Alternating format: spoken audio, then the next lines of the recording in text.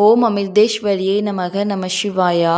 அம்மா இன்னைக்கு குழந்தைகளை எப்படிலாம் வளர்க்கலாம், அவங்கள ஆன்மீகத்தில் எப்படிலாம் முன்னேற்றலாம், அதுக்கப்புறம் நம்ம பெரியவர்கள் குழந்தைகள் கல்யாணம் பண்ணி கொடுத்ததுக்கப்புறம் நம்ம என்ன பண்ணலாம், வானப்பிரஸ்த வாழ்க்கை எப்படி வாழலாம் ஆசிரமம் போய் அப்படிங்கிறதெல்லாம் சொல்லித்தராங்க. என்னென்னு பார்க்கலாமா? ஸோ ஃபஸ்ட்டு குழந்தைகளுக்கு நம்ம சின்னதுலேருந்து எப்படி வளர்க்கணும் அப்படின்னா, குழந்தைகளது மனப்பக்குவம் முதியோர் அளிக்கும் ஒழுங்கு கட்டுப்பாடுகளை பொறுத்திருக்கும். ஸோ நம்மளுடைய ஒழுங்கு எப்படி இருக்கோ அதே மாதிரி தான் நம்மளுடைய குழந்தைங்களுக்கு வரும். அதனால் நம்ம ரொம்ப கவனமாக குழந்தைகளை கையாளணும். அதாவது நம்ம குழந்தைகளை வளர்க்கும்போது நம்மளுடைய ஒழுங்கு எப்படி இருக்கோ, நம்ம சுத்தமாக இருக்கிறோமா அதை பார்த்து தான் நம்ம குழந்தைகளும் சுத்தமாக இருக்கும். ஆன்மீகத்தில் நம்ம காலையிலே ஸ்பிரிச்சுவல் ப்ராக்டிஸ் பண்ணுறோமா அதே மாதிரி தான் நம்ம குழந்தைங்களும் வரும். ஸோ ஒழுங்கு கட்டுப்பாடுகளை பொறுத்திருக்கும். அதனால தான் அம்மா பெரியோர்கள் முதியோர்களை நம்ம ஒழுங்கு கரெக்டாக நம்மளுடைய ஸ்பிரிச்சுவல் ப்ராக்டிஸ் பண்ண சொல்கிறாங்க. ஸோ அதுக்கடுத்து குழந்தையின் கல்வியில் வீட்டில் இருக்கும் பெரியவர்கள் கவனம் செலுத்த வேண்டும் சொல்கிறாங்க. குழந்தைகளது கற்பிக்கும் பொறுப்பை டியூஷன் ஆசிரியரிடம் மட்டும் விட்டு விடாதீர்கள். படித்த பெற்றோர்கள் தங்களால் இயன்ற அளவு குழந்தைகளின் படிப்பில் உதவ வேண்டும். அண்டை வீடுகளில் தங்கள் குழந்தைகளுடன் படிக்கும் பிற குழந்தைகள் இருந்தால் அவர்களையும் அழைத்து ஒன்றாக கற்பிக்க வேண்டும். இது அண்டை வீட்டாரது கடமையாகும். மாறாக அடுத்த வீட்டு குழந்தைகள் தேர்வில் தோல்வியடைந்தால் மகிழ்வதும் தங்கள் குழந்தைகள் மட்டும் அதிக மதிப்பெண்கள் பெற வேண்டும் என்று ஆசைப்படுவது கூடாதுங்காங்க.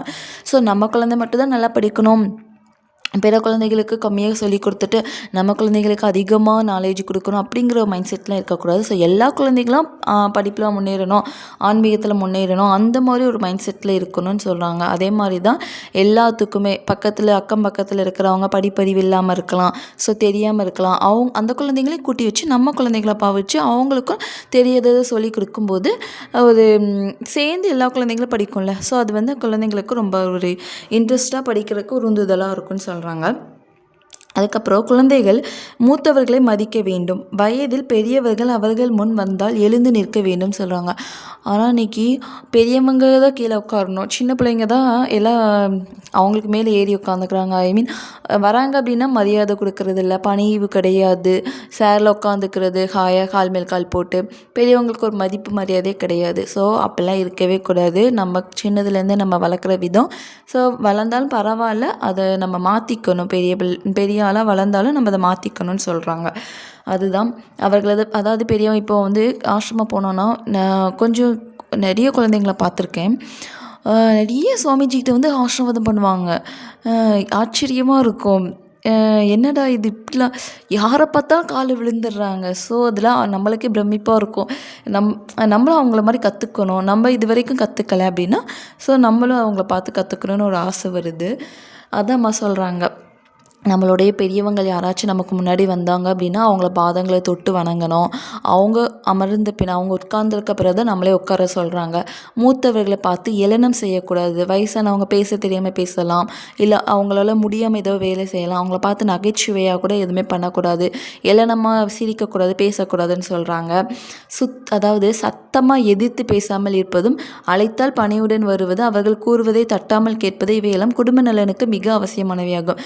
குழந்தைகள் சில வீட்டில் கத்துவாங்க, ரெண்டு வீடு தள்ளி 3 வீடுக்கு வரைக்கும் கேட்கும் அந்த மாதிரி கத்துறது. சில வீட்டில் அந்த மாதிரி குழந்தைங்களாலேயே சண்டை வரும். ஸோ அந்த மாதிரி இல்லாமல் கூப்பிட்டா என்னம்மா என்னப்பா அப்படின்னு கேட்குற மாதிரி அந்த குழந்தைங்களோட ரெஸ்பான்ஸ் இருக்கணும்னு சொல்கிறாங்க. ஸோ அவங்க கூப்பிட்டோன்னே இதோ வந்துட்டேன் அப்படின்னு சொல்லிட்டு பணிவாக அன்பாக நம்மளை தேடி வர மாதிரி இருக்கணும் குழந்தைகளுடைய ஆக்டிவிட்டி. அது மட்டும் இல்லாமல் நம்ம வெளியில் போகிறோம் அப்படின்னா குழந்தைகளை வெளியில் அனுப்புகிறோம், ஸ்கூலுக்கு போகிறாங்க, காலேஜ் போகிறாங்க. ஸோ அவங்கள நல்லபடியாக வெளியே அனுப்புகிறோம் அப்படின்னா அவங்களுக்கு ஒரு முத்தம் கொடுத்து நல்லபடியாக நீ போயிட்டு வா அப்படின்னு சொல்லி நம்ம அனுப்பணும். இது நம்ம நேசிக்கப்படுறோம் அப்படிங்கிற உணர்வு அந்த குழந்தைகளுக்கு ஏற்படணும்னு சொல்கிறாங்க. அது மட்டும் இல்லாமல் அன்பு கல்லுக்குள் இருக்கும் தேன் போல் இருக்கக்கூடாதான். அன்பு வெளிக்காட்டணும்னு சொல்கிறாங்க. சில பேர் வீட்டில் அன்புனா என்னது உள்ளே தான் வச்சுருப்பாங்க, அது வெளிக்காட்ட தெரியாது அவங்களுக்குலாம். அதை உள்ளே வைக்கக்கூடாது, வெளியே கொண்டு வரணும் அப்படிங்காங்க. அதுக்கப்புறம் அன்பே ஆசாரத்தின் அடிப்படையாக இருக்க வேண்டும். வெறும் சடங்காக எதையும் செய்வதில் பொருள் இல்லை. எதை செய்தாலும் பணிவுடனும் பக்தியுடனும் தூய்மையான நோக்கத்துடனும் செய்ய வேண்டும். மது பணிவும் கீழ்ப்படிதலும் இயந்திரங்களுக்கு கிரீஸ், அதாவது மசுகு எண்ணெய், இந்த கிரீஸ்லாம் எண்ணெய்லாம் போடுவாங்களே அந்த மாதிரி போலாகும். கிரீஸ் போடாமல் இயங்கினால் இயந்திரங்கள் பழுதடையும் அப்படி தானே. ஸோ இப்போ ஒரு பைக்கோ ஏதோ ஸ்கூட்டரோ ஏதோ ஓட்டுறோம் அப்படின்னா, ஸோ அது நல்லா ஓட்டணும் அப்படின்னா எண்ணெய் ஆயில் விட விட தான் அது நல்லா ஓடும். அதே மாதிரி தான் அன்பும், நம்ம அன்பு செலுத்த தான் அது வந்து உயிர்த்தன்மை பெறும் அப்படிங்கிறாங்க.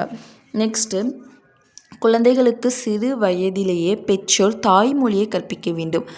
ஆனால் நிறைய பேர் பார்த்துருக்கேன், நம்ம மொழி என்னது தமிழாக கூட இருக்கலாம், இல்லை வேறு யாருக்காச்சும் அவங்கவுங்க தாய்மொழி என்ன வேணாலும் இருக்கலாம். அதை விட்டுட்டு இன்றைக்கி மோஸ்ட்லி எல்லா வீட்டிலும் சின்ன குழந்தைங்களுக்கு வேறு மொழிகள்லாம் கற்றுக் கொடுப்பாங்க. ஸோ ஃபஸ்ட்டு நம்ம குழந்தைங்களுக்கு என்னென்ன கொடுக்கணும் அப்படின்னா, நம்மளுடைய தாய்மொழி, நம்மளுடைய அன்பு ஊட்டி வளர்க்கணும் அப்படிங்கிறாங்க. குழந்தைகளுக்கு சிறு வயதிலேயே பெற்றோர் தாய்மொழியை கற்பிக்க வேண்டும். வீட்டில் தாய்மொழியிலே பேச வேண்டும்.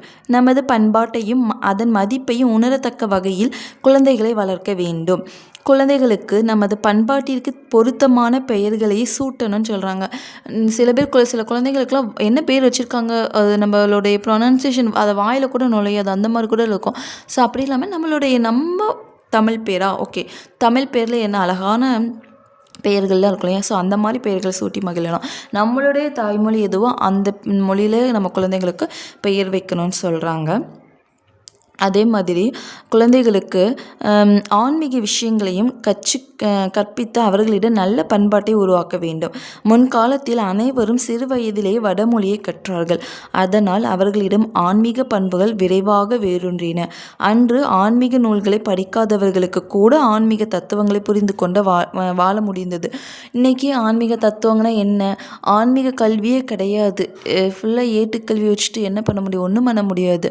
ஆன்மீக கல்விங்கிறது கொஞ்சமாவது வேணும். அப்படி இருந்தால் தான் நாளைக்கு வாழ்க்கை சிதறி போனாலும் நம்ம வந்து ஒரு பிடிமானமான ஒரு உத்தமமான ஒரு வாழ்க்கையை வாழ முடியும். ஆன்மீக வாழ்க்கையில் திரும்பி வர முடியும்.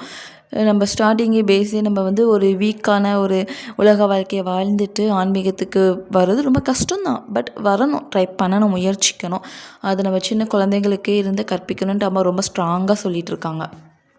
அதாவது நம்மளுடைய முன்னோர்கள் எல்லாமே அந்த ஆன்மீக நூல்களை படிக்கலைன்னா கூட ஆன்மீக தத்துவங்களை புரிஞ்சுக்கிட்டு வாழ்ந்தாங்க. ஸோ அதனால் அவங்க வந்து வடமொழியை கூட கற்றுக்கலை. ஆனால் சின்ன வயசுலேயே வந்து நம்ம குழந்தைங்களுக்கு வந்து அந்த வடமொழிகளெல்லாம் கற்றுக் கொடுத்தோம் அப்படின்னா ஆன்மீக பண்புகள் விரைவாக வேரூன்றி வளருமா. ஸோ நம்ம முடிஞ்ச அளவுக்கு என்ன சொல்கிறாங்க அம்மா அப்படின்னா, நல்ல ஒரு பழக்க வழக்கங்கள் பெற்றோர்கள் மேற்கொள்ளணும். இன்னொன்று, ஆன்மீக சிந்தனையாகவே ஃபுல்லாக வீட்டில் குடும்பத்தினர், அம்மா அப்பா, அதாவது கணவன் மனைவி 2 பேருமே ஒரு ஸ்பிரிச்சுவல் பர்சனாக நம்ம வாழ்ந்துட்டு வராங்க அப்படின்னா அதை பார்த்து குழந்தைங்க ஆட்டோமேட்டிக்காக வளருவாங்க. நம்ம உலக வாழ்க்கையை பற்றி குழந்தைங்களுக்கு பேசி சொல்லி கொடுக்காம இறைவன்கிட்ட எப்படி பேசலாம், இறைவன்கிட்ட எப்படி நெருங்கலாம், இறைவனை எப்படி பாடலாம், புகழலாம், அந்த மாதிரி சின்ன குழந்தைகளுக்கு டைம் பாஸ் பண்ணி, அதாவது டிவி பார்க்க சொல்லாமல், ஃபோன் கொடுக்காம அவங்களுக்கு ஒரு ஸ்பிரிச்சுவல் ஸ்டோரி போட்டு கொடுக்கலாம், ஒரு பஜன் பாட்டு போட்டு கொடுக்கலாம். ஸோ 2 குழந்தைங்க இருந்தாங்க அப்படின்னா அவங்களுக்கு ஒரு ஸ்பிரிச்சுவல் இது மாதிரி கேம் மாதிரி கூட வச்சு கொடுக்கலாம். சில கடவுள் பேரை சொல்லி கொடுக்கலாம். அந்த மாதிரி நிறைய விஷயங்கள் இருக்கு இல்லையா. ஸோ அந்த மாதிரி நம்மளுடைய குழந்தைங்களுக்கு சின்ன வயசுலேருந்து சொல்லி கொடுத்தோம் அப்படின்னா அந்த குழந்தைங்களுடைய மனசில் ஆழமாக வேரூன்றி ஆன்மீக தத்துவங்கள், ஆன்மீக அறிவுரைகள் எல்லாமே போய் சேரும். அது ரொம்பவே அப்படி தான் பண்ணணும், நல்லது அப்படின்னு சொல்கிறாங்க. அதுக்கடுத்து என்ன சொல்கிறாங்க அப்படின்னா, வானப்பிரஸ்தவம் அப்படின்னா குழந்தைகள் வளர்ந்து சொந்த காலில் நிற்கும்போது நம்ம திரும்பி அந்த குழந்தைகளை போய் தாங்கிட்டு நிற்கக்கூடாது. ஒன்ஸ் குழந்தைகளை வளர்க்குறது நம்ம கடமை. அது பற்றோடு வளர்க்கக்கூடாது, பற்று இல்லாமல் வளர்க்கணும். குழந்தைங்க வளர்ந்ததுக்கப்புறம் என்ன சொல்கிறாங்க அப்படின்னா, கல்யாணம் பண்ணி வச்சிடலாம். சில குழந்தைங்களுக்கு அதாவது சொந்த காலம் அவங்க நிற்கிறதுக்கு பேலன்ஸ் பண்ணுறக்கூடிய இது வந்துருச்சு அப்படின்னா கல்யாணம் பண்ணி வச்சுட்டு பெற்றோர்கள் வந்து ஆசிரமங்களுக்கு வந்துடலாம். ஆசிரமங்களுக்கு வந்து வானப்பிரஸ்த வாழ்க்கையை மேற்கொள்ளணும் அப்படிங்காங்க. அங்கே என்ன பண்ணணும், தினமும் தியானம், ஜெபம், உலக சேவை போன்ற ஆன்மீக முன்னேற்றங்களில் ஈடுபட்டு வரும்போது அது வந்து இறைவனிடம் மட்டுமே பற்றுவதே மனநிலையை வளர்க்கும் அப்படிங்கிறாங்க. அதனால் குழந்தைகளுக்கு பிறகு பேர குழந்தைகளை பார்க்கணும், பேர குழந்தைகளை கொஞ்சியணும், வளர்க்கணும், அதுக்கு இம்பார்ட்டன்ட் கொடுக்காம நம்ம வந்து இறைவனை அடையிறதுக்கு அடுத்த ஸ்டெப் என்ன பண்ணலான்ட்டு நம்ம முன்னேறிட்டு போய்க்கிட்டே இருக்கணும்னு சொல்கிறாங்க. அதே மாதிரி நம்ம அதுக்கு இம்பார்ட்டன்ட் கொடுத்துட்டோம் அப்படின்னா நம்மளால் அந்த குழந்தைங்களுக்கும் பாதிப்பு, நமக்கும் பாதிப்பு, அந்த பிறவியே வேஸ்ட்டு அப்படிங்கிறாங்க அம்மா. ஸோ அது ரொம்ப கவனமாக இருக்கணும். மனசு ரொம்ப அலைப்பாயும், அடுத்தவங்க எப்படி பண்ணுறாங்க அதே மாதிரி நம்ம பண்ணணும்னு தோணும். எதுக்கும் இம்பார்ட்டன்ட் கொடுத்துடவே கூடாது. இறைவன் மட்டுமே அப்படின்ட்டு உறுதியாக உடும்பு பிடிக்கணும் அப்படின்னு நம்ம ரொம்ப ஸ்ட்ராங்காக சொல்கிறாங்க. ஃபார் எக்ஸாம்பிளுக்கு என்ன சொல்கிறாங்க அப்படின்னா, ஒரு பாத்திரத்தில் இருக்கும் வெண்ணெயை பல பாத்திரங்களில் ஊற்றினால் என்ன ஆகும்? அந்த எண்ணெயோ வெண்ணெயோ குறையும் இல்லையா? ஸோ ஒரு பாத்திரத்தில் நிறையா இருக்குது, ஒரு 10 பாத்திரத்தில் ஊற்றுறோம் அப்படின்னா அது வந்து குறைஞ்சிட்டே தான் போகும், அந்த எண்ணெயோடைய அளவு குறையும். அதே போல் தான் நம்ம மனசும் பல விஷயங்களில் ஈடுபடும் போது நம்மளுடைய சக்தி நஷ்டமாகும். அதனால் தண்ணீரை மேலே உள்ள தொட்டியில் நிறைத்தால் எல்லா குலைகளிலும் நீர் வரும், அப்படி இல்லையா? டேங்க் ஃபுல்லாக ஃபில் பண்ணிட்டோம் அப்படின்னா அது எல்லா குலைகளுக்கும் ஈஸியாக நீர் வரும், தண்ணி வரும் இல்லையா? அதே போல் தான் எந்த ஒரு செயலை செய்யும்போது மனசை இறைவன் பால் செலுத்த வேண்டும்னு சொல்கிறாங்க. இறைவனே நினச்சி செய்யணும்னு சொல்கிறாங்க. அதனால் குடும்பத்திற்கு தேவையான அனைத்தும் கிடைக்கும். நமது குழந்தைகளுக்காகவும் உறவினர்களுக்காகவும் ஏராளமாக சம்பாதித்து வைப்பது வாழ்க்கையின் நோக்கமாக இருக்கக்கூடாது. ஆன்மீக முன்னேற்றமே நமது குறிக்கோளாக இருக்கணும்னு சொல்லுவாங்க. எவ்வளோ அழகாக சொல்லித்தராங்க இல்லையா? ஸோ எதுவுமே இங்கே முக்கியத்துவம் கிடையாது. உனக்கு இப்போ பொன் பொருள் நகை பணம் சேர்க்குற எதுவுமே இம்பார்ட்டன்ட் கிடையாது. நீ ஆன்மீகத்தில் எவ்வளோ முன்னேறி இருக்கா அதுதான் இம்பார்ட்டண்ட்டு. உனக்கு குழந்தைங்க பிறந்து கல்யாணம் பண்ணி பேரம்பேத்தை எடுத்து, ஸோ உலக வாழ்க்கைன்னா அப்படி தான் இருக்கும். 4 பேர் அப்படி தான் வாழ்வாங்க. ஆன்மீகத்தில் எல்லோரும் எப்படி இருக்காங்க அவங்கள பார்த்து நீ முன்னேறு. ஸோ அம்மா என்ன சொல்லித்தராங்களோ அதே மாதிரி நம்ம ஃபாலோ பண்ணணும். நன்றி. நம சிவாய. அமுதேஸ்வரியை நமக.